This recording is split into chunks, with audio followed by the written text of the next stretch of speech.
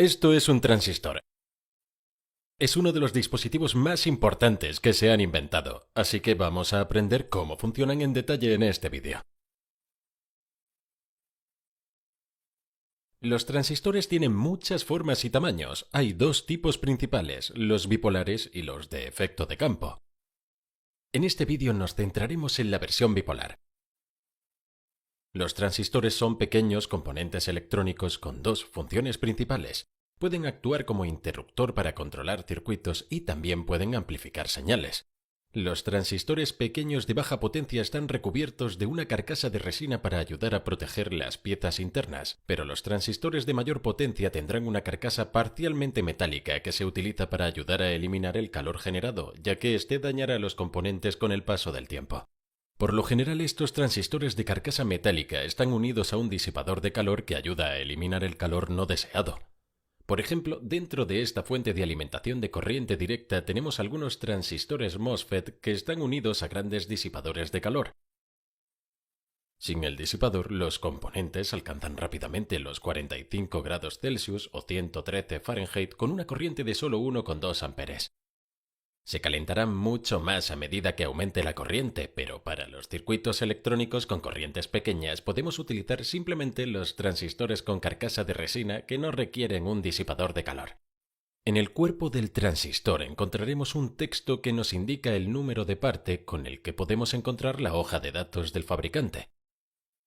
Cada transistor está diseñado para manejar un determinado voltaje y corriente, por lo que es importante consultar estas hojas. En un transistor tenemos tres terminales etiquetados como E, B y C. Esto significa el emisor, la base y el colector. Normalmente con estos transistores de carcasa de resina con el borde plano, la terminal de la izquierda es el emisor, la del medio es la base y la de la derecha es el colector. Sin embargo, no todos los transistores utilizan esta configuración, por lo que debe consultar la hoja de datos del fabricante. Sabemos que si conectamos una lámpara a una batería, esta se iluminará. Podemos instalar un interruptor en el circuito y controlar la luz interrumpiendo la alimentación, pero esto requiere que una persona controle manualmente el interruptor.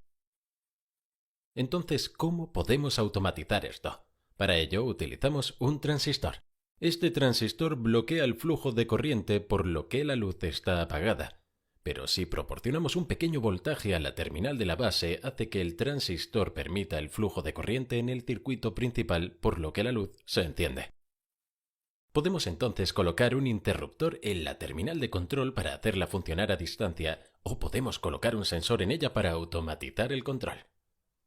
Normalmente necesitamos aplicar al menos 0,6 o 0,7 voltios a la terminal de la base para que el transistor se encienda. Por ejemplo, este sencillo circuito de transistores tiene un LED rojo con una fuente de alimentación de 9 voltios a través del circuito principal. La terminal de la base está conectada a la fuente de alimentación de corriente directa. El diagrama del circuito tiene el siguiente aspecto. Cuando el voltaje de la base es de 0,5 voltios, el transistor está apagado, por lo que el LED también está apagado. A 0,6 voltios el transistor está encendido, pero no del todo. El LED está atenuado porque el transistor aún no deja pasar toda la corriente por el circuito principal. A continuación, a 0,7 voltios el LED es más brillante porque el transistor está dejando pasar casi toda la corriente, y a 0,8 el LED está a pleno rendimiento. El transistor está completamente abierto. Entonces, lo que sucede es que estamos usando un pequeño voltaje y corriente para controlar un mayor voltaje y corriente. Hemos visto que un pequeño cambio en el voltaje de la terminal de la base provoca un gran cambio en el circuito principal. Por lo tanto, si introducimos una señal en la terminal de la base, el transistor actúa como un amplificador. Podríamos conectar un micrófono que variara la señal de voltaje en la terminal de la base, y esto la amplificaría en el circuito principal para formar un amplificador muy básico. Normalmente hay una corriente muy pequeña en la terminal de la base, quizás solo 1 miliamperio o incluso menos. El colector tiene una corriente mucho mayor, por ejemplo 100 miliamperes.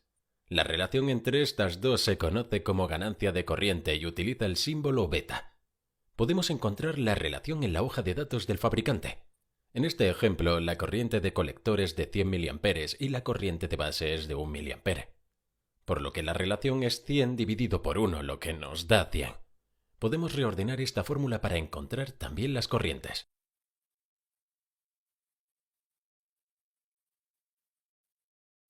Tenemos dos tipos principales de transistores bipolares, el tipo NPN y el PNP.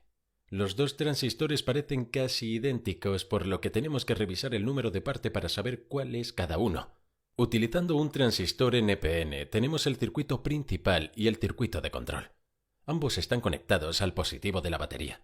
El circuito principal está apagado hasta que pulsamos el interruptor del circuito de control. Podemos ver que la corriente fluye por ambos lados hacia el transistor.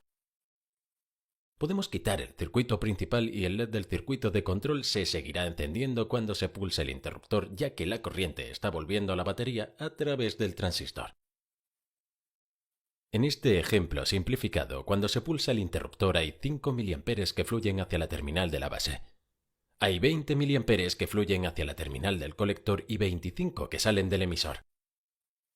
Por tanto, la corriente se acumula en el transistor. Utilizando un transistor PNP tenemos de nuevo el circuito principal y el circuito de control, pero ahora el emisor está conectado al positivo de la batería. El circuito principal está apagado, hasta que pulsamos el interruptor del circuito de control. Podemos ver que parte de la corriente fluye fuera de la terminal de la base y vuelve a la batería. El resto de la corriente fluye a través del transistor y a través del LED principal y de nuevo a la batería. Si quitamos el circuito principal, el LED del circuito de control se seguirá encendiendo.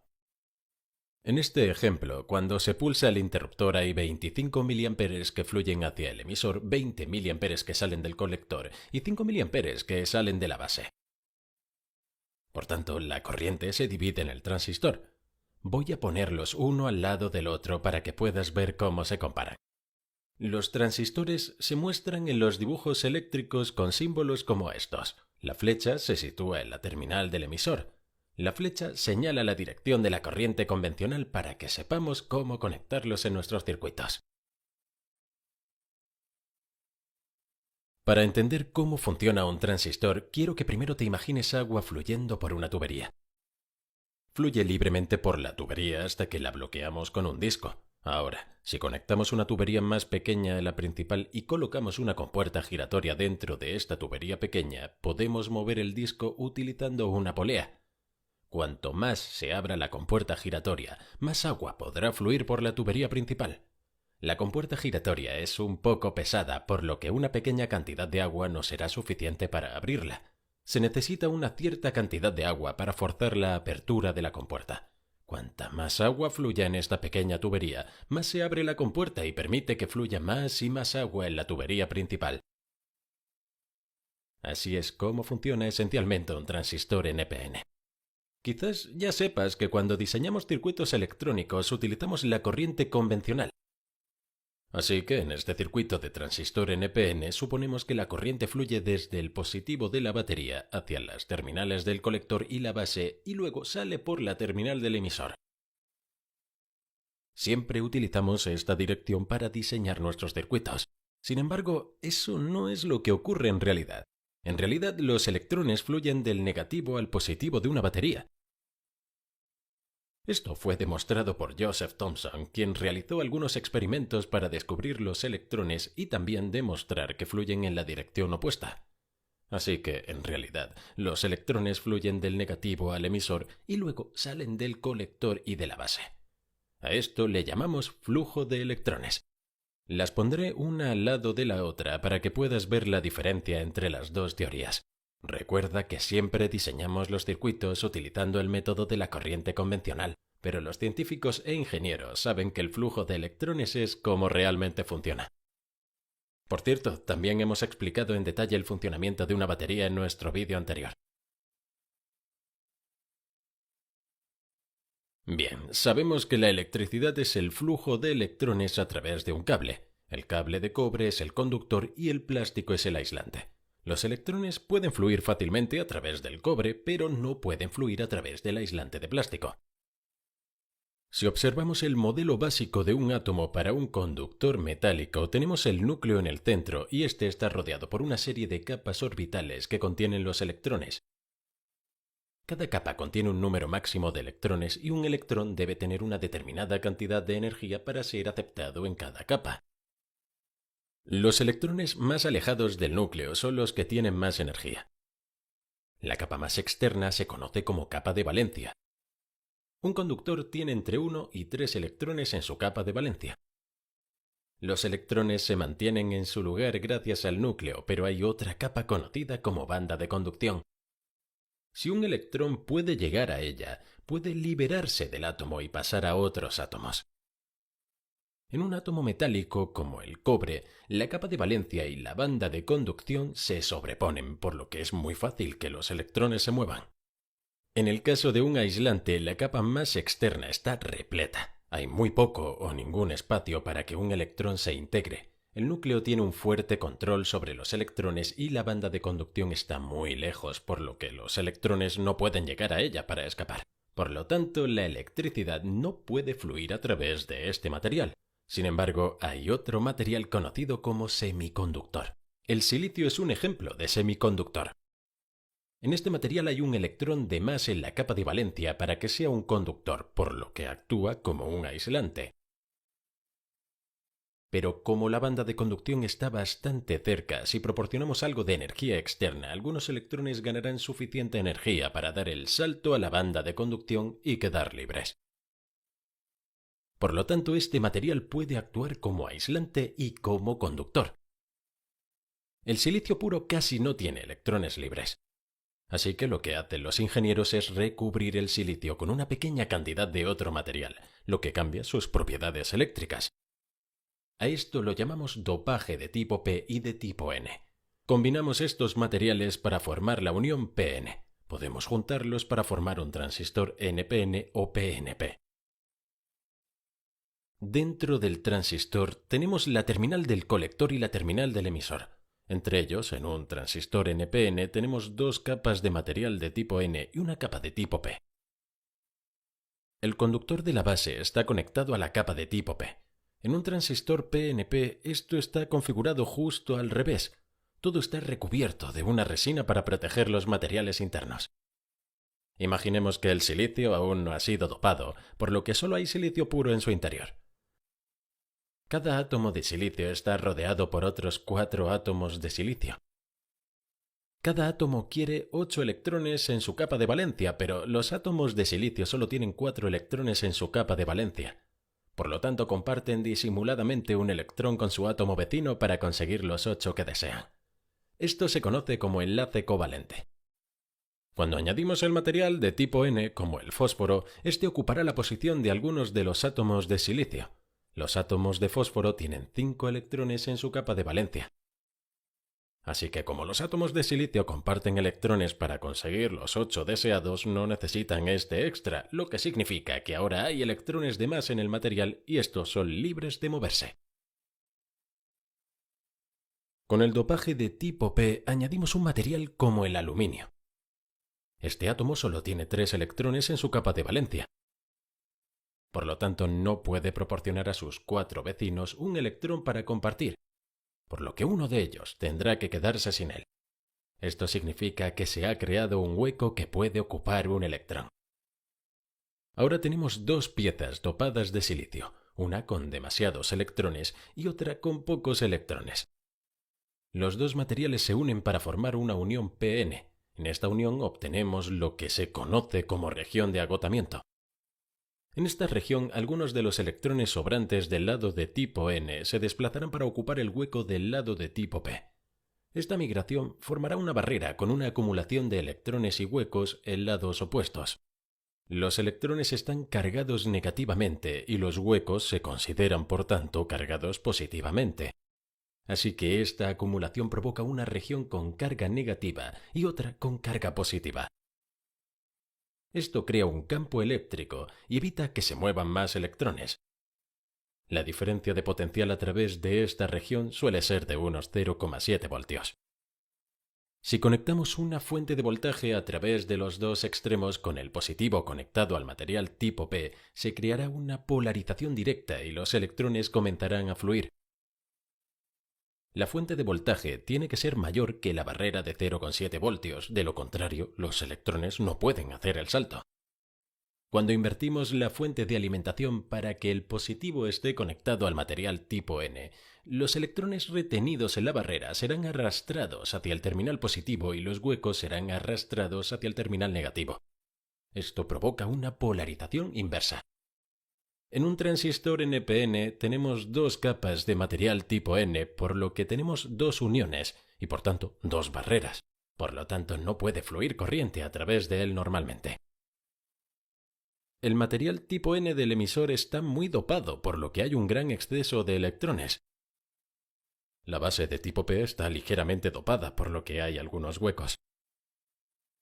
El colector de tipo N está moderadamente dopado, por lo que hay un exceso de electrones aquí. Si conectamos una batería a través de la base y el emisor con el positivo conectado a la capa de tipo P, se creará una polarización directa.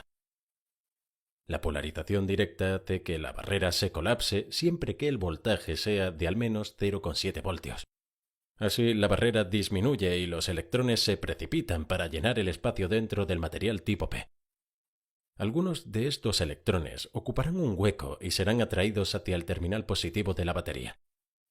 La capa de tipo P es delgada y está ligeramente dopada a propósito para que haya pocas posibilidades de que los electrones caigan en un hueco. El resto permanecerá libre para moverse por el material.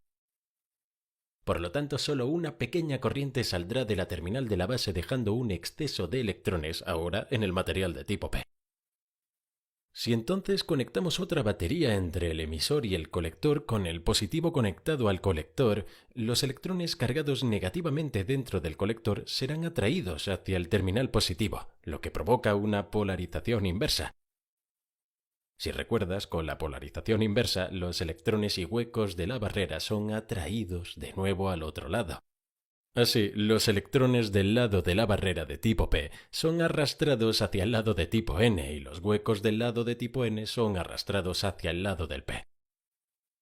Hay un exceso de electrones en el material de tipo P, por lo que se moverán para ocupar estos huecos y algunos de ellos serán arrastrados al otro lado, porque el voltaje de esta batería es mayor, por lo que la atracción es mucho mayor. A medida que estos electrones son atraídos, fluyen hacia la batería, por lo que se desarrolla una corriente a través de la unión de polarización inversa. Un mayor voltaje en la terminal de la base abre completamente el transistor, lo que significa que hay más corriente y más electrones moviéndose hacia la capa de tipo P, y por tanto, más electrones son arrastrados a través de la polarización inversa. También vemos más electrones fluyendo en el lado del emisor del transistor comparado con el lado del colector. Bien, eso es todo por este vídeo, pero para seguir aprendiendo sobre ingeniería eléctrica, haz clic en uno de los vídeos que aparecen en pantalla y te espero en la siguiente lección. No olvides seguirnos en Facebook, Twitter, Instagram, LinkedIn y por supuesto en engineeringmindset.com.